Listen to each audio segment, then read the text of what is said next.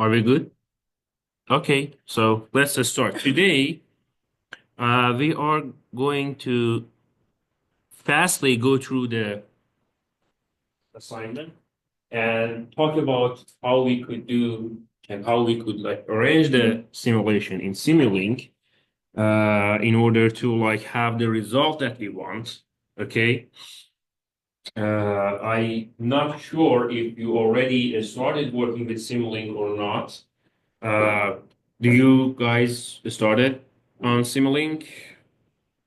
Okay, good. So basically, the what we have to do for this assignment, for the first assignment, okay, which is the basic line for the next assignments too. So it's kind of like they are gonna build up on each other. So this is the kind of like the situation. What the assignment asks you is to basically to analyze, to simulate a full bridge inverter that works with a sinusoidal PWM. The control system is sinusoidal, very simple sinusoidal PWM. Okay, and basically I want you to like practice working with the MATLAB and the Simulink especially.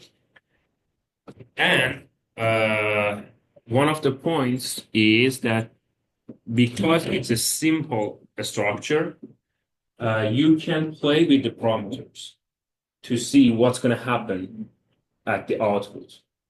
You know, so on the part that we talked about the innovations, okay, and uh, you might have some sort of idea to uh, enhance the uh, topology or the characteristics or the parameters or the control kind of like mechanism of a simple inverter. And you would have like some idea, okay, I played with this parameter, I saw this is kind of like the behavior of the inverter by this change is going to happen. And so my idea is to use this to enhance it or like to avoid this because it makes it something worse, you know, something like that. Now, for the start, if you don't still work with the Simulink and start working with Simulink, uh, when you open the MATLAB software, in the menu, you would see this icon as your Simulink. Okay, you could click on the icon to open up the Simulink part of MATLAB, or even like you could type Simulink in the command window and it would open up for you. Okay, so either way would open the Simulink menu, which is this is a library of the Simulink. You just open the Simulink menu and then you could create a new project. Okay. In MATLAB, there is several kind of like examples for the new project that already kind of like been developed.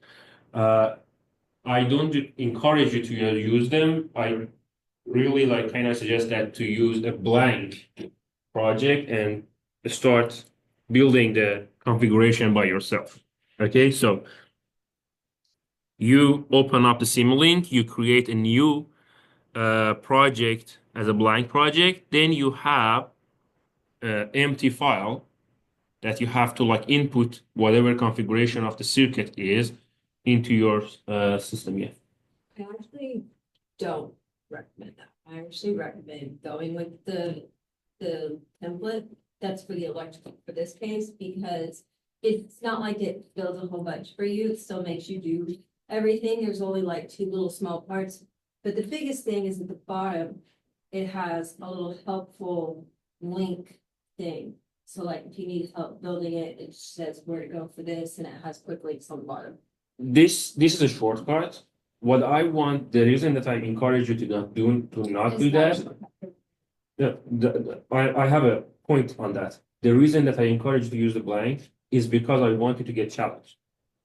Well, no, Okay, so that's what I'm saying. yeah. It's not a shortcut. It really is. If you look at it, it literally only has the beginning block and like the end, and that's it. There's nothing that it really, like, it doesn't build anything for you.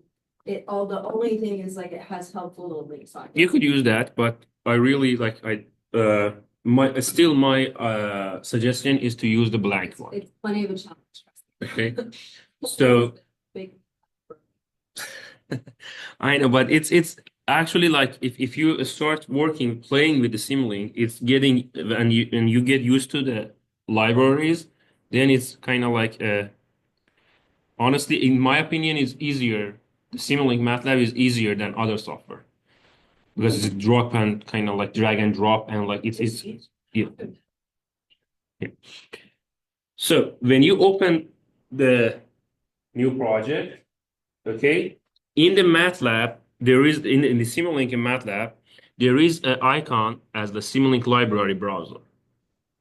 Okay, when you open the Simulink library browser, it contains all the aspects, all the modules that you need for all the components or like all the configuration that you want to like build in your system. It's not specifically for a branch of like electrical engineering, so it's not just for like power or like renewables.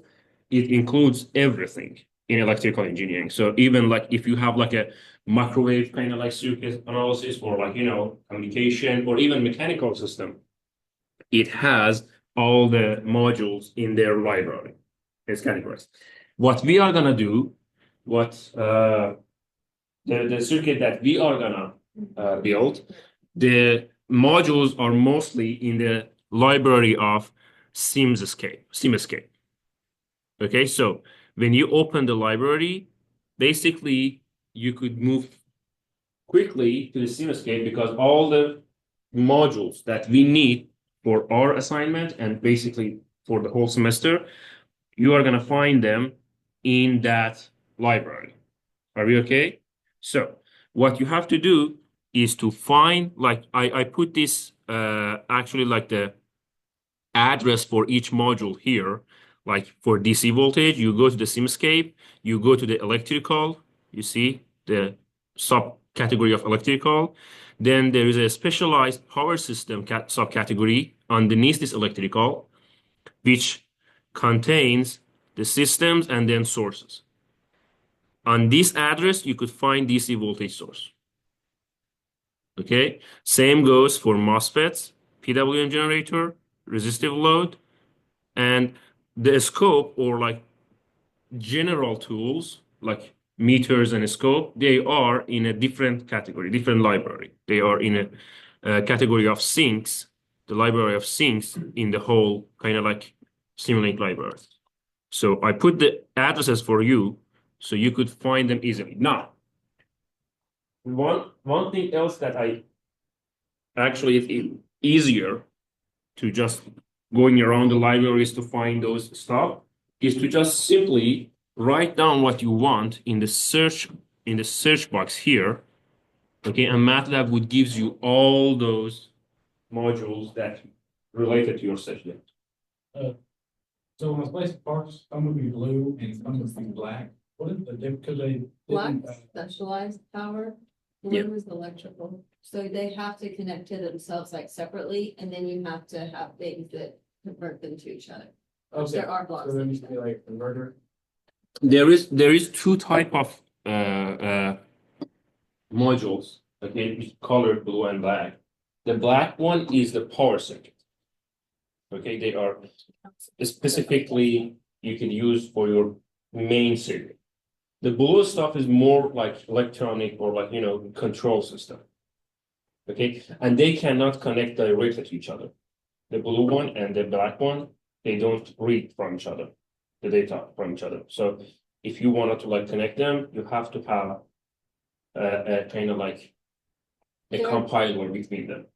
They're Which- different yeah. blocks that can- Yeah, but I don't think you need them, to be honest. Like in this assignment, you don't need to like worry about that because all the assignment that you have, all the modules that you need for your main component is in SimEscape, and all of them are marked black. So if you search that, I just put it like DC voltage source, it gives you the power DC voltage source.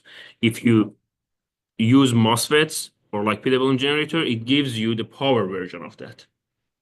Okay, so basically either you could go through this address and find the modules, okay, or you could just type into the search box and it would gives you in this window it would gives you all the option that you might have for like for example is if you search in DC source It would gives you all the DC source that MATLAB Simulink has. Now you have to find this exact one that you need between all the options. Okay, is that clear so far? Now, MATLAB is kind of like a drag and drop kind of like situation. So you find a module in the library, you drag it to the blank project that you create, leave it there. Okay, there is a short key, Control I. Okay, when you choose the modules, if you put Control I, it would input to your already open project. You know, it would add that module to your project. So either way is easier for you. So you could like add those modules into your blank project. After you added all the modules that you need for your circuit or your configuration into your blank project, now you need to set the values and parameters for each individual module based on your description or like classification that you want. Okay, for example, in this assignment, we want to set our DC voltage, okay, to 100 volts, for example. Okay, you could change that. It is not like I don't mind if you change the values. Okay, actually, I encourage you to play with the numbers to see what's going to happen in the output. Okay, so you set the configuration. For setting the configuration, simply double click on each modules. Like for example, if you double click on DC source, DC voltage, I think the picture that I put is for the previous version of the MATLAB, but it's the same. Basically, it's just visualization is changing, okay? Appearance is changing. So you double click on your DC voltage modules, it would open up the settings window, which you could set your values for example, voltage. Like we want it to like 100 volt, we put 100 and we choose volt. You could change the DC voltage source to DC current source also by changing volt to ampere. Is that okay? Are we good for that? Same goes for the other categories. Okay. PWM generator, you want to set the carrier frequency, which is our switching frequency, to a certain value, and reference frequency, which is basically the frequency that we want our desired frequency, to 60 hertz for our system. For 60 hertz, I don't recommend you change it because it's kind of like solid for power. Okay, if you want 60 hertz, no change. Okay, in United States, rest of the world is 50. Okay, so now you have two options. Either there is a module for power PWM generator. There is a module, okay, that is actually named PWM generator, okay, and you could input your reference value, reference signal, okay, the voltage of reference, and it would create whatever PWM signal you want for whatever amount of switches that you want. If you double click on that PWM generator, it would open up the window that you could choose how many switches you have, if it's a full bridge or half bridge, and the input would be your reference signal. Okay, which actually is named VREF, so it's obvious that it's reference. Okay, so you won't miss anything. I don't encourage you to use that because I want you to like try to create your own PWM generator. Okay, it's not that hard, to be honest. What you have to do is simply the methodology, that SPWM that we talked about, you have to put that SPWM into your file. Okay, separate configuration for your file. Now, we learned that for SPWM, what we are doing is to simply, we have a reference voltage, we have a carrier voltage, we check whenever reference is bigger than carrier, it would result in an on switch. Do you remember that? That was a step SPWM. So very simple. You could calculate, you could add a sine wave generator, which you simply, again, in a library, you type in sine, it would gives you the sine generator. Okay, so it's not hard to find them. Okay, but generally is in the source library of the Simulink. Okay, type in triangle, add that to your blank project or like to your file. All the operators also could be found in the MATLAB Simulink. So it's kind of like basically type in, drag and drop. Okay. Based on that, you could create your own SPWM. For setting the reference frequency, you have to set the sine wave because this is our reference signal. Okay. And remember the amplitude are gonna be per unit. So be careful about that. In this assignment, in the first task, we don't play with the modulation index. So our reference signal is gonna be 1.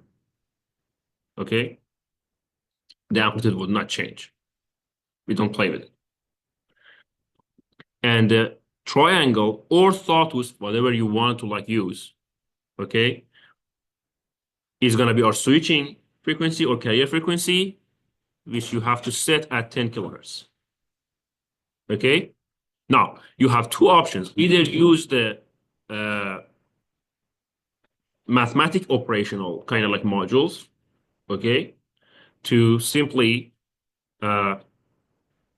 see where the reference is higher than the carrier. This is the simple way. Or you could use your information about the op amps, okay, or the difference kind of like circuits when you kind of like compare two voltage in one circuit, okay, and actually build up your own operator with electrical component. It's a bit more challenging. I don't want to like mandate that. Right? This is not like deliverable, but it gives you a better understanding of what's actually going on. And later on, when you want to like actually build up a hardware part, like hardware version of your inverter, that would give you a very good idea of how to implement the control circuit for your hardware. Are we good? So you don't need to like create one PWM generator for every switch because we are using a symmetric kind of like switching. So if you have a full bridge, two of the switches are going to work with each other, and the other two work when those first two are off. Okay, so basically you need one signal for PWM to ignite two of the switches, and the other two is basically simply the reverse of that signal, that ignition signal. So you only need a not kind of like modules to just if the signal is 1, it creates it to 0, or if the signal is 0, it's returned to the 1. You know what I'm saying? So, and you could input them for your switches. Are we good so far? Any questions so far? I'm gonna create a video. Yeah. I'm gonna create a video for myself doing it. Okay, so you might wanna to like follow my footstep and basically repeat what I'm doing. Okay, and get the output that you want. For the load, there is a series RLC branch that I recommend you to use because so far we are in single phase. So we have series RLC branch. Now, I want you to set it as a resistive load. When you open up that RLC branch, you double click the setting. You can choose if it's RLC, RL, or RLC, whatever you want configuration. Okay. I want you first to do that for only resistive. Okay. You can play with it to see, okay, if it's inductive, what's going to happen. Okay. But the task is to have a resistive load for a start. Okay. You set the resistance in the value that you want. Now everything in your system is already configured. Okay. You set all the parameters. You start to connecting those modules based on your circuit configuration. Very good. You already know the topology from the lecture notes that you have for full bridge, for edge bridge. Is that clear?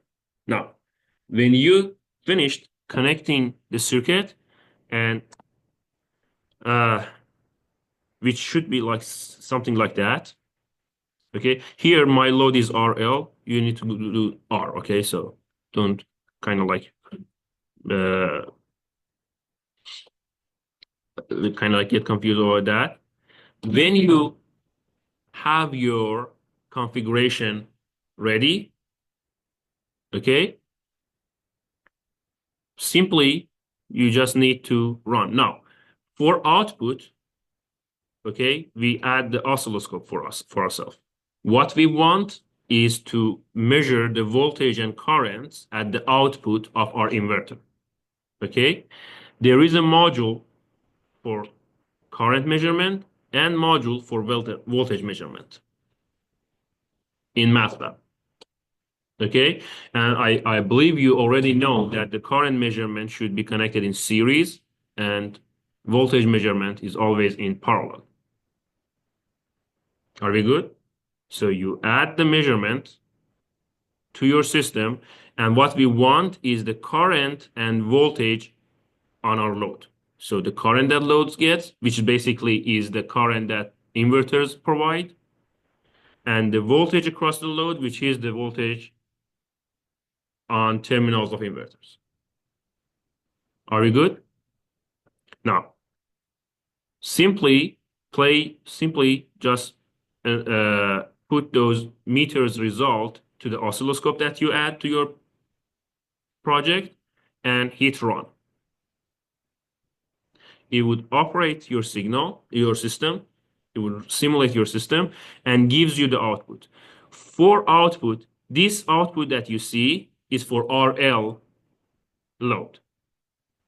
If you put a resistive load, this current would change.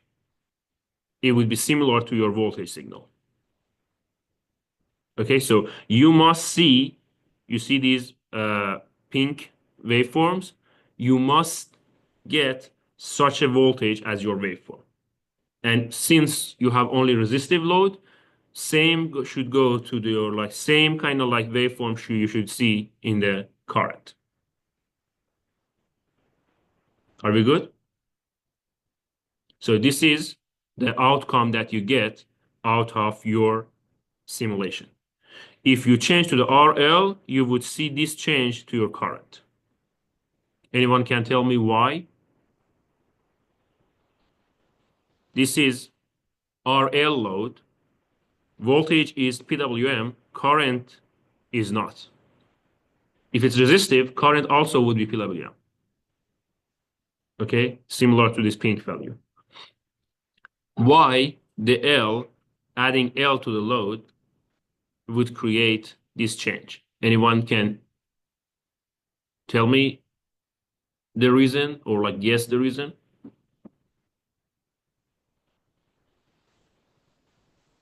You're saying it changes from the square PWM to an sine wave? To kind of sine wave with some ripples.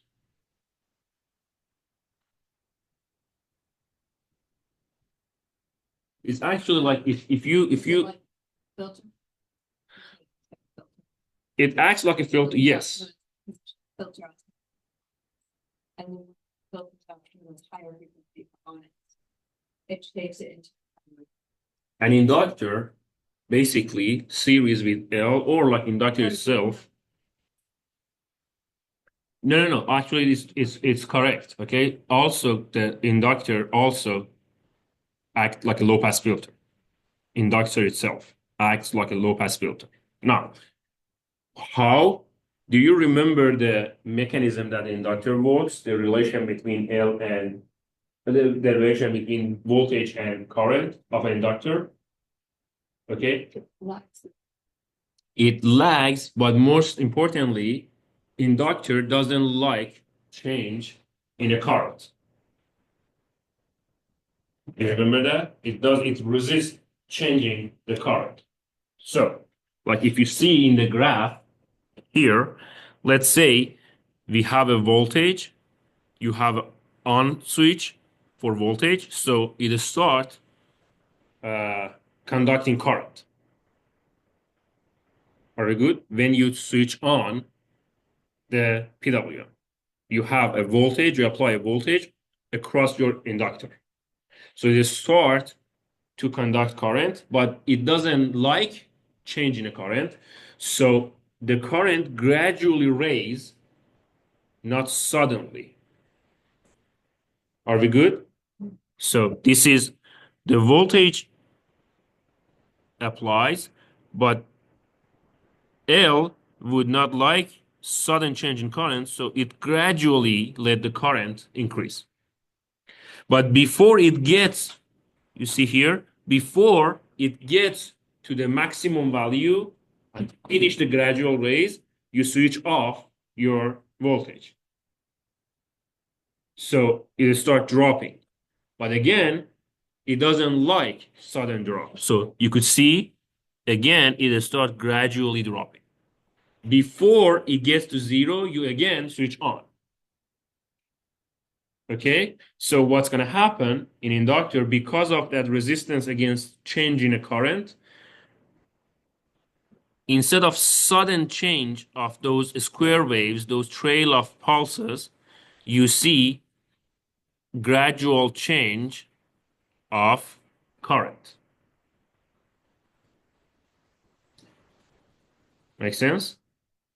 So that way, we basically trying to, like, you could think of that as like, okay, inductor average out change in a current, change in a voltage, and represent it as a current. And if it's averaging out, it's averaging the voltage, that means the high variation is basically in averaging. I think you already know that is a kind of like an intuition. The high variation in averaging, when you average something, would be eliminated or decayed or mitigated. What that means? Low pass filter. It would eliminate the high variation, eliminate the high frequency by averaging voltage and represent it as a current. Make sense? Okay, so, but if you have only the resistance, okay, what's going to happen is that we don't have that. So resistance is okay with the sudden change. So you would see the same waveform in a current as you see in the voltage. Are we good? Now, so you should see such a waveform, which if you open up the oscilloscope, it is like the page like this. Okay, this is gonna be your current. It's for RL, and this is my voltage for a full bridge. Are we good? You should see something similar to that, based on your frequency and, like, the parameters that you set. Now, when you wanna to like run an FFT analysis for your system, because we said, okay, we have an arbitrary waveform or like PWM waveform in our system, is not really making much of a sense to us. But if we go to the Fourier series, now we have a little bit more intuition about what's going on. Okay, so we use the FFT tool in MATLAB software to create the spectrum of the frequencies for our waveform. Now you have two options to do that. First, MATLAB itself actually have three options. MATLAB itself has the option of waveform analysis. So you right click on the waveform, okay? Or you could go to the command window. This command window, it doesn't, somewhere here, there is a waveform analysis in your library, in your menu, okay? In your command window, and you could upload the oscilloscope output into that waveform analysis, and it would have tons of options for you to like play with that data. One is FFT, Fourier transform. So you could do that, or you could use actually build up a, a configuration in your project for FFT analysis. MATLAB already have a module for FFT, so you could add that module from the libraries in MATLAB to your file, read the voltage, feed it to FFT, and then output is going to be the fast Fourier transform of your waveform. Are we good? Now, quick notes on the FFT. When MATLAB use FFT, okay, it represents FFT as, if you remember, there is a AN cosine of n omega t plus BN sine of n omega t. So we have AN, BN. We have two values, meaning the result of FFT is going to be a vector, two values, is not a scalar. Okay? What MATLAB does is show this value, show the whole value like a complex number. It shows I plus IB. So if you run FFT, okay, the raw data after FFT is a bunch of complex numbers. Okay? Which would not make sense if you plot it.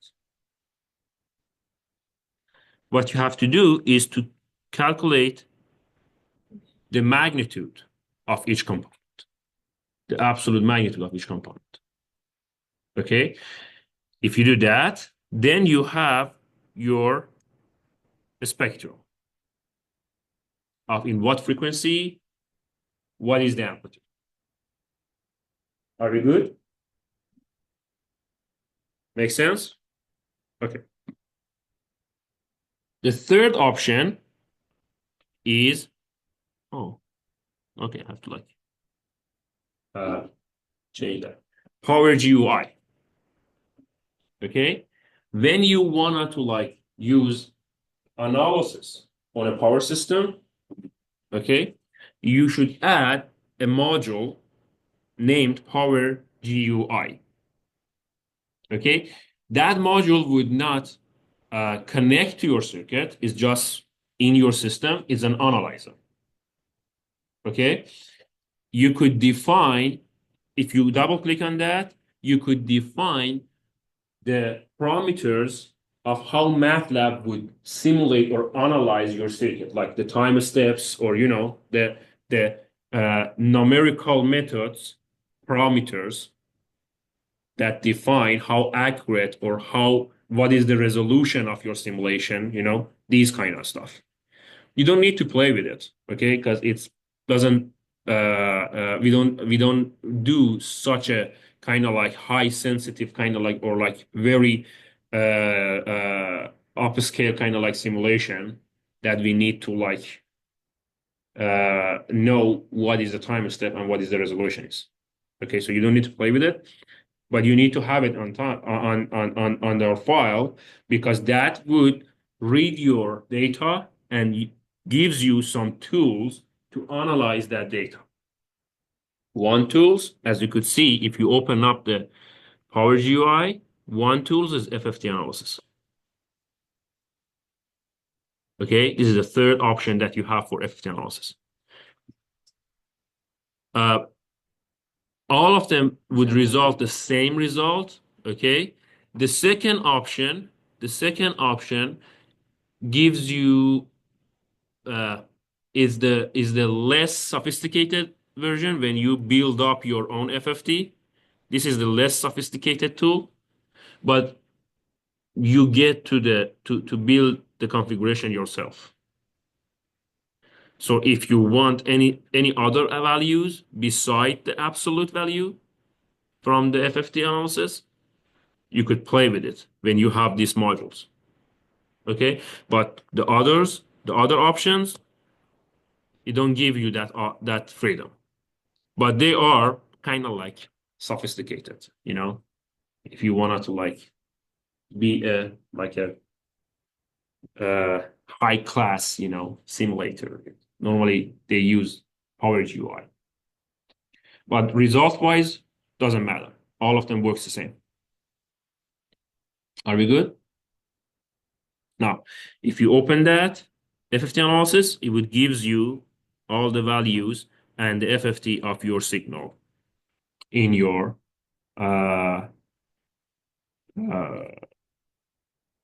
screen. Are we good for this part? Any questions so far? So this is step by step, yeah.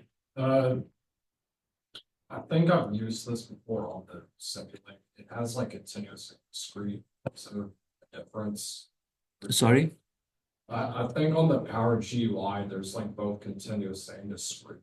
Do you Yeah. want to use like screen? That's actually what I mentioned, because we don't have such a high, we don't need such a high resolution for our simulation. Okay, you don't need to go to the continuous version, because continuous version is continuous by name. It's basically discrete. It's impossible for MATLAB to do the continuous analysis, but it goes to the maximum limit of resolution. It would set the analysis to the maximum limit of resolution that MATLAB can do, which basically means higher data, more kind of like time consuming, more complexity burden, on your computer. You don't need that, to be honest, okay? Because we are not that sensitive to the resolution in our system. That discrete value of like a lower than like our signal. So I will leave with you, okay? I will with you. Our carrier signal is 10 kilohertz. Okay, so what is the wavelength? 1 over 10K. If you have enough data, okay, so 1 over 10K is 10 to the minus 4. Okay, if you put it as 10 to the minus 6, this discrete value, the step 10 to the minus 6, that means on each carrier cycle, you have 100 data point, which is quite much more than we need. Like 10 to the minus 5, 10 to the minus 5 gives you 10 data point in each carrier cycle, which is a good resolution, to be honest, for this simulation. You don't lose anything. So what I'm saying is that these are the meaning of these numbers. Okay. Set that whatever you want, but you don't need to go to the continuous or like a very low, very high resolution, low time step on the Power GUI or your simulation. Make sense? You asked? There are some components that will not let you use discrete, some of the IGBETs, so it also depends on your circuit. True, but that's also we don't get to that point in our system. Yeah. I've built like 5 circuits. To be honest, I've been working like with MATLAB for my entire kind of like education and industrial work. I barely use continuous because it's really increased the time and the burden for your computer. Okay. Any question? Are we good? Now, other tasks are basically gonna be the same process, but we introduce different configuration. So in task 1, you have full bridge. Task 2 asks you to, okay, replace it with a half bridge or multi-level topology. gonna be the same.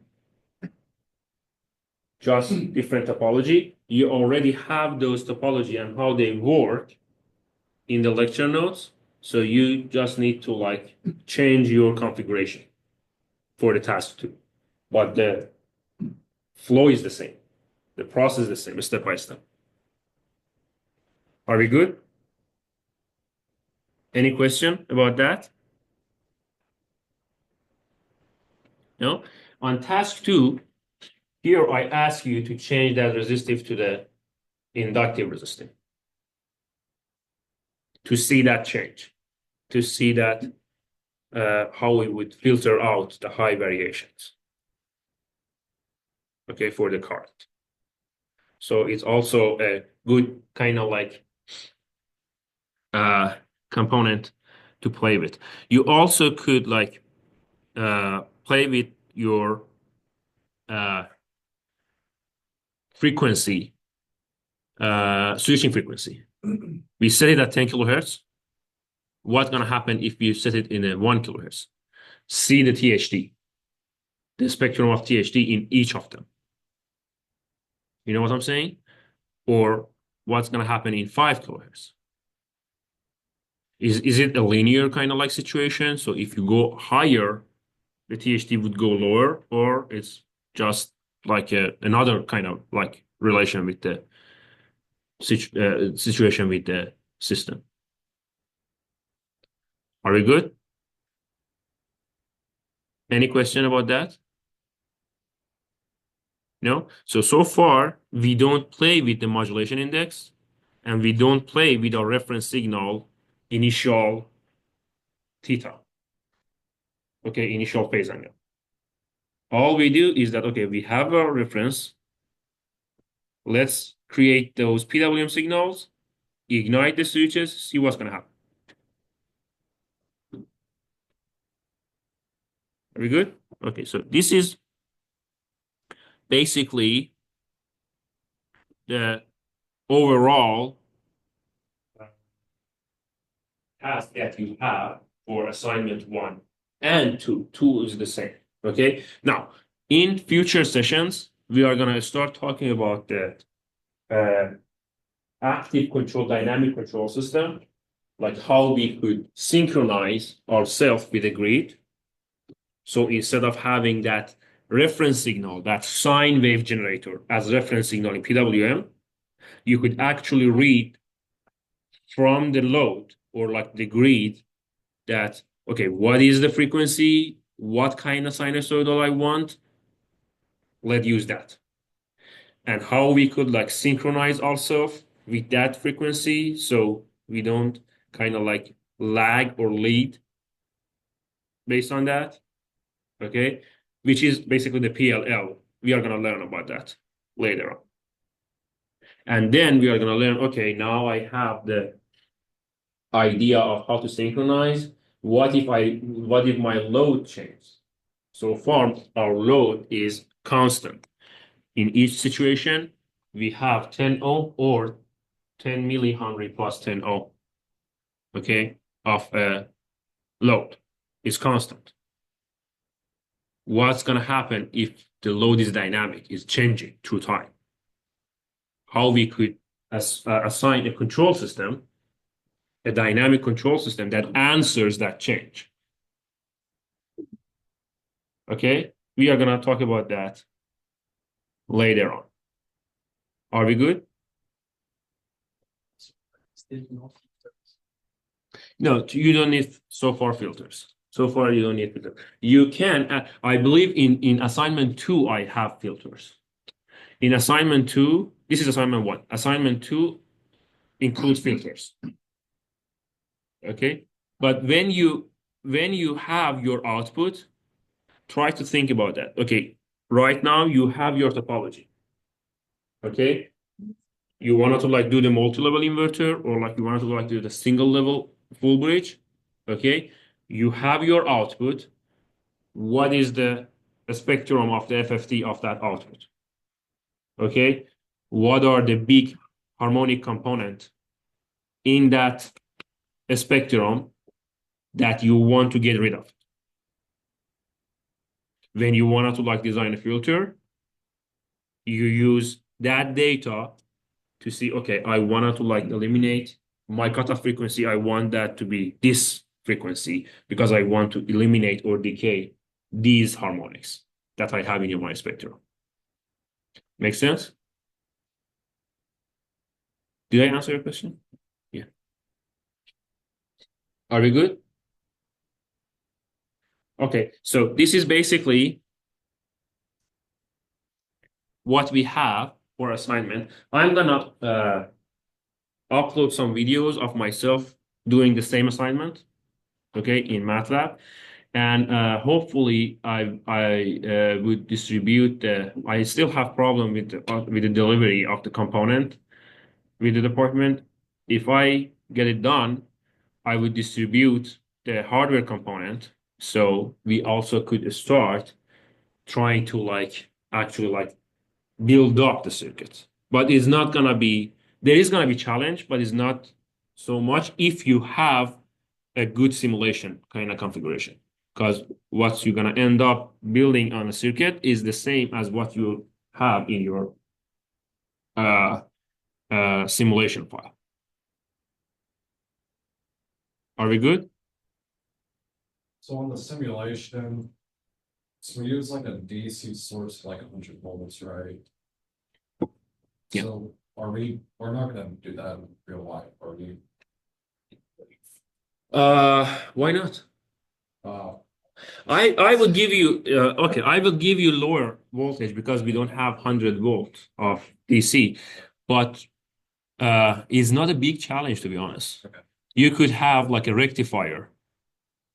Okay, you already, I assume you already learned about the rectifier in C-Lab and E-Lab. Okay, you could build up your own rectifier connecting to your plug-in. This is a 110 volt plug-in.